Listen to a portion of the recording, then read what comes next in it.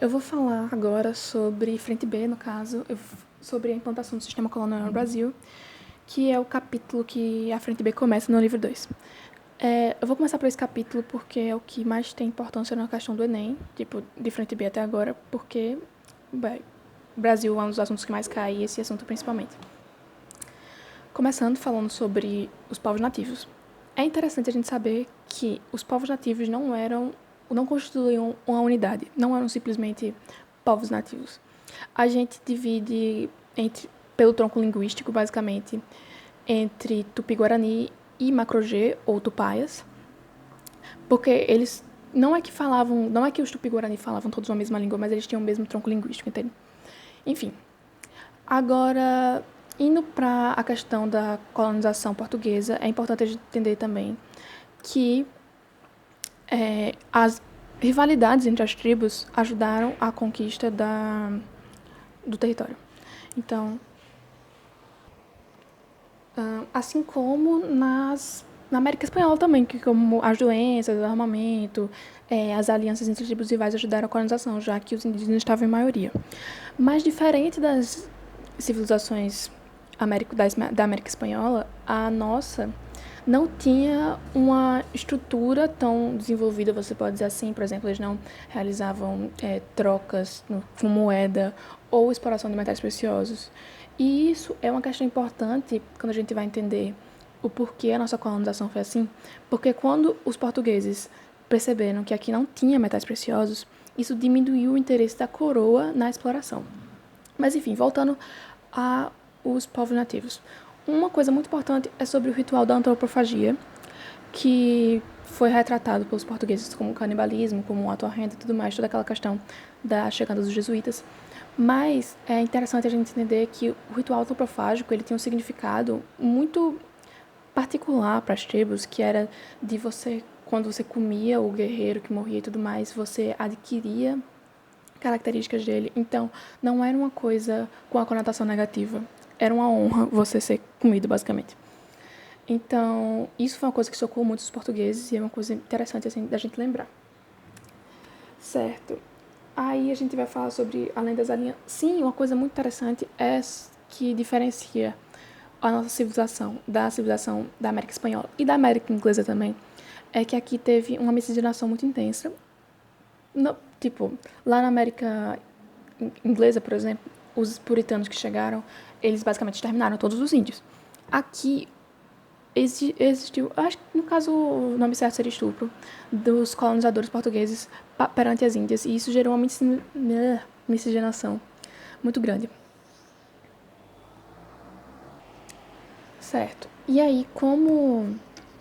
Isso é interessante a gente perceber porque hoje, quando a gente vai ver, por exemplo, Bolívia, a gente vê uma população indígena presente na sociedade que você consegue distinguir muito bem os traços. Aqui no Brasil, a miscigenação foi intensa tanto na parte das populações negras quanto das populações indígenas. Por isso que a gente tem um povo que você pode dizer mais misturado, assim.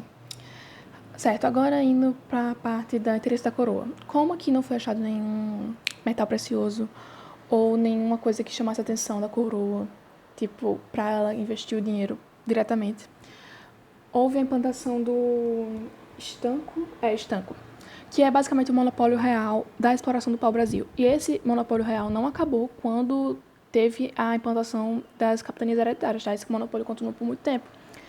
E esse monopólio é interessante porque ele era meio que assim, não era a coroa em si que explorava, sabe? Ela dava uma concessão, tipo como se fosse uma concessão privada para comerciantes explorarem esse pau-brasil, levarem para a Europa, mas o ganho, assim, era tipo meio monopólio da coroa, basicamente. Então a coroa ganhava muito imposto sobre isso.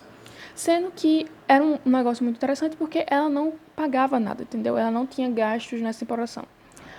Isso aí continua basicamente até 1530, nesse esquema de os portugueses basicamente exploravam o pau-brasil e meio que deixavam em paz. Também tinha a questão do escambo com os índios, que trocavam a mão de obra indígena, os portugueses, no caso, trocavam a mão de obra indígena por artefatos. A gente está acostumado a estudar que eram bugigangas, mas se você pensar na realidade dos índios, uma machada ajudava muito na realidade deles.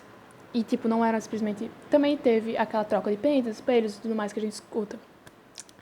Mas também eram objetos muito úteis para os índios. Então, assim, essa troca acabava que era mão de obra por objetos que civilizados, entre aspas. E acontece que, porque a coroa portuguesa não tinha uma presença muito grande daqui na América, povos estrangeiros, navios estrangeiros, começaram a fazer expedições aqui.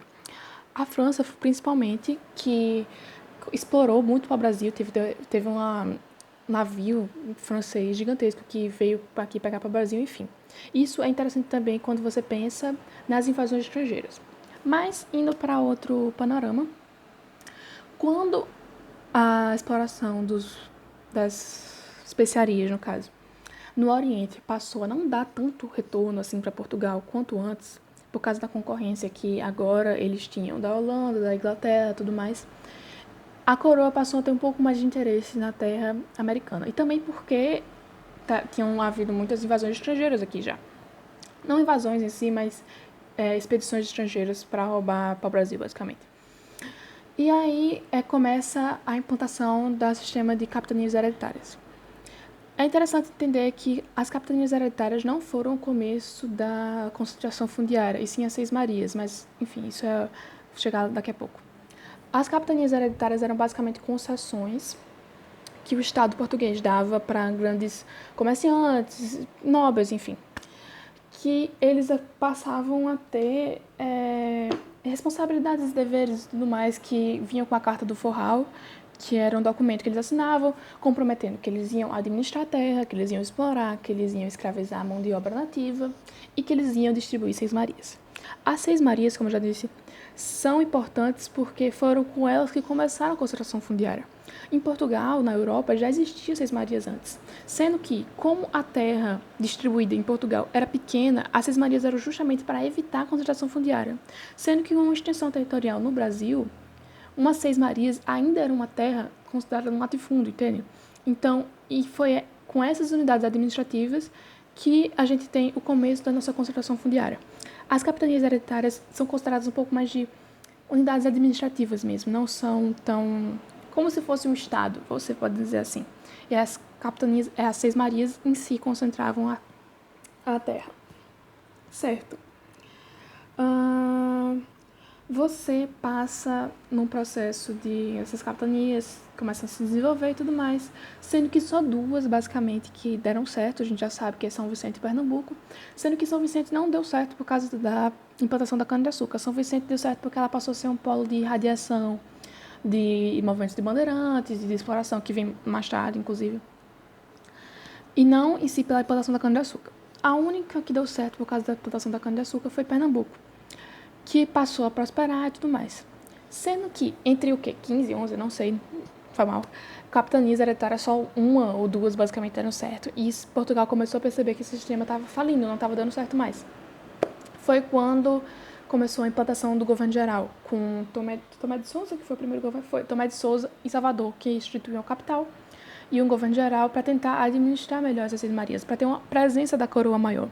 Porque era muito difícil até agora você conseguir um contato com a metrópole. A gente tem que lembrar que nessa época demorava meses para você conseguir um navio da Europa para cá. Então a exportação de matéria-prima era muito complicada.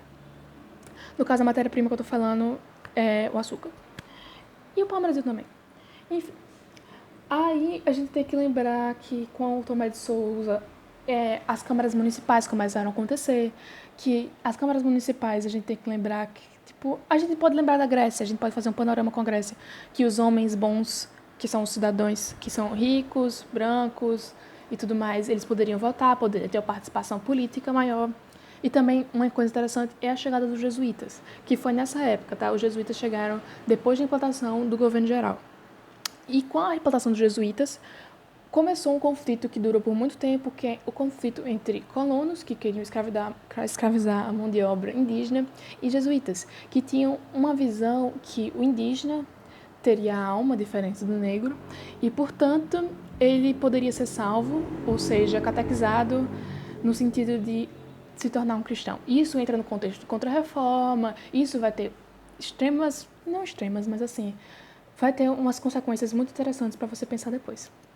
Então, acho que é basicamente isso sobre implantação do sistema colonial e